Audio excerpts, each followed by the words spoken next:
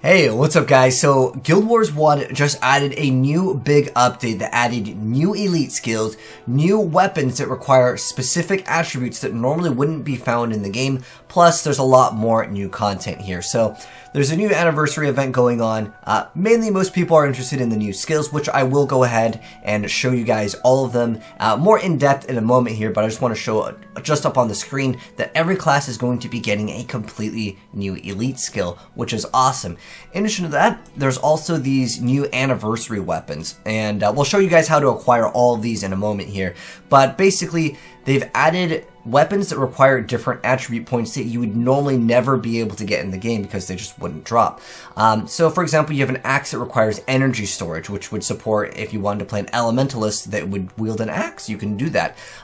If you want to run a bow variant of, let's say, Ritualist, this one requires spawning power. There's a short bow that requires critical strike, so you can support some of these other fantasy type builds that normally would be a little bit more strange, but they work a little bit better due to obviously requiring a completely different stat. However, normally when you put points into, marksmanship or whatever would be required for that weapon, you'll be scaling the chance of getting crits with it anyways, but it's a really cool idea. Like, for example, they have daggers that require leadership. Again, it's just more implementing completely different builds that might emerge from this, but it's mostly the elite skills. But I just want to go ahead and mention that you can acquire some of these, and on top of that, there are also other cool skins that you can acquire.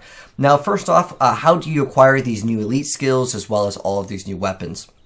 So first off, you're just going to want to go ahead and go to Embark Beach. It's over in the bottom left over here, and you'll just go ahead and travel, and you'll just go to the weaponsmith over here, the collector, and you'll see that he requires certain currency to get these items. So what you need are proofs of legends. You need 5 of them to get the anniversary items or the decade items. Some of these have really cool skins, but most of you guys have probably seen these before. However, there are really cool things that would be like a rod that has a skin of a sword. So there are kind of cool, interesting mix-ups with these. And in fact, the axe over here will actually showcase you dual wielding the axes. However, in game you cannot actually dual wield axes. It's just the skin allows that to actually happen.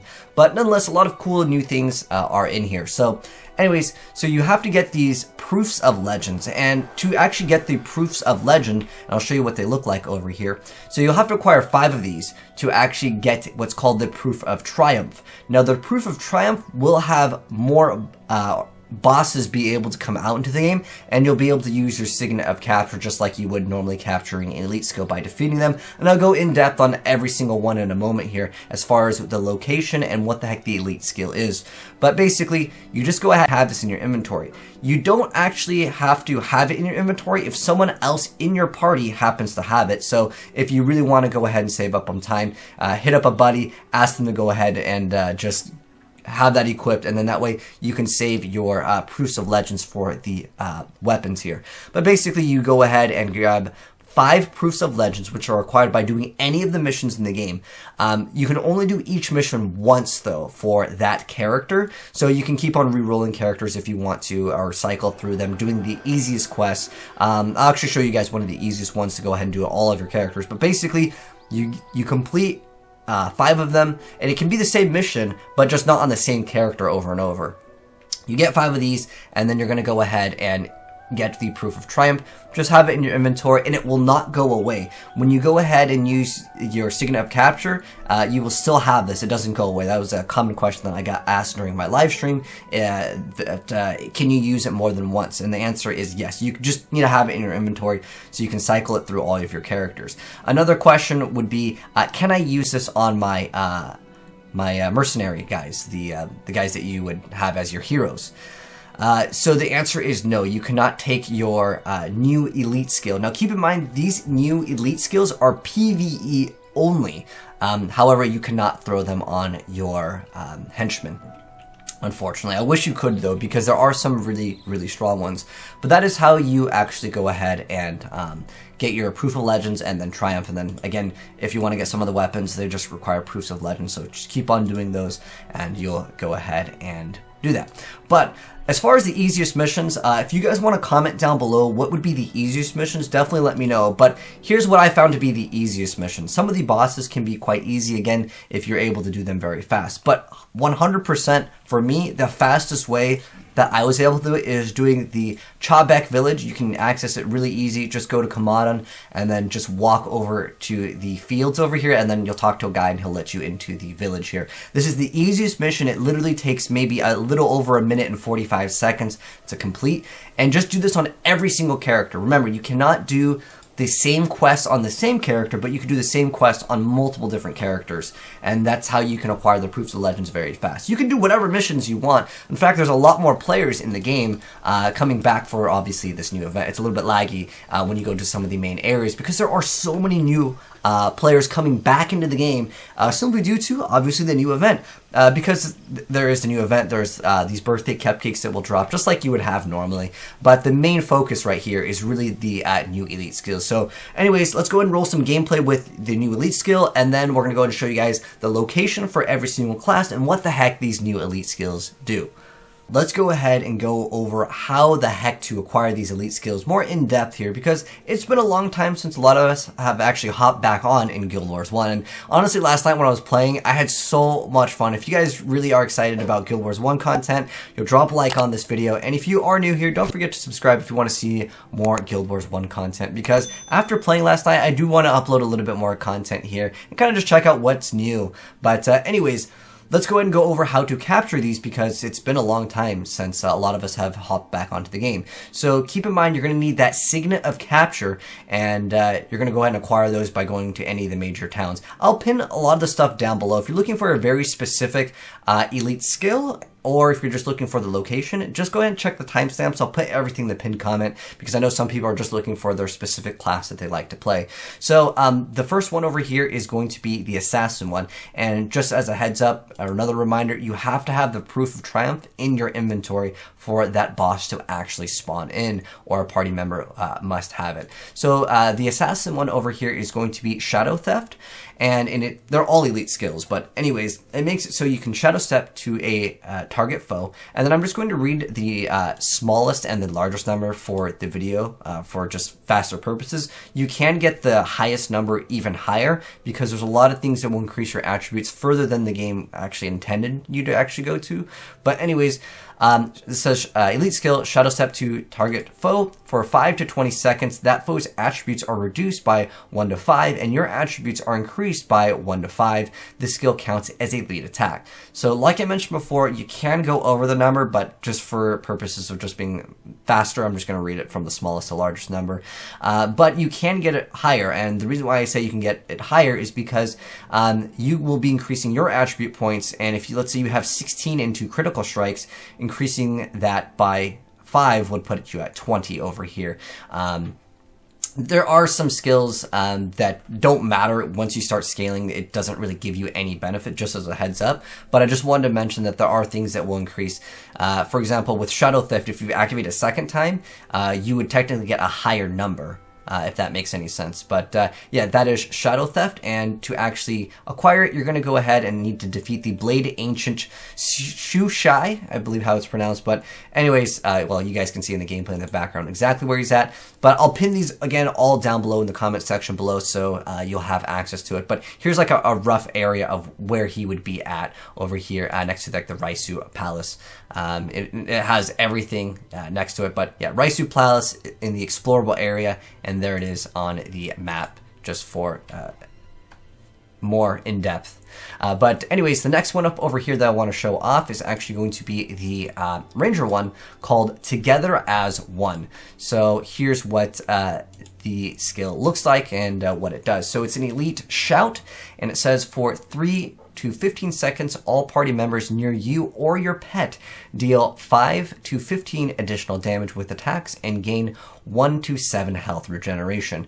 And it's really nice. This is actually one of the ones that I really enjoyed the most. But as far as where to capture it, this one's actually quite long.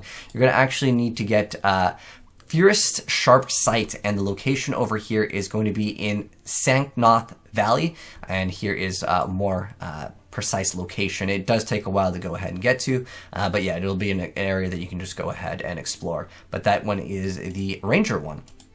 Next up over here is going to be Soul Taker. This is an elite enchantment. This is for the Necromancer, and it says for 3 to 30 seconds, your attacks sacrifice 15 to 20 health and deal plus 15 to 20 more damage. And you can see the scaling, and this one's from Abaddon's Curse. There's actually a few that you'll be able to acquire off of the same one, but this is in Perdition Rock over here, and for, again, more exact location, it's pretty much at the very end of like the Fire Island. Next up over here, we have 7 Weapons Stance. This is going to be for Warrior, and it's an elite stance, and for 3 to 20 seconds, your attributes are increased by 1 to 15, and you attack 33% faster. And this is going to be from the same guy that you actually get the Assassin one from, and here is, it's the same exact guy over here. So basically go to the Raisu Palace over here in the explorable area. Same exact location to get the Warrior Elite one. This one over here is actually from the same exact person, but this is for the Ritualist. And this is Weapons of 3 Forgers, and it's the elite weapon spell, and it says, for 3 to 20 seconds, each non-spirit ally in earshot gains the effect of a random weapon spell, which is actually pretty big. Once again, same exact person, but that is the Ritualist one.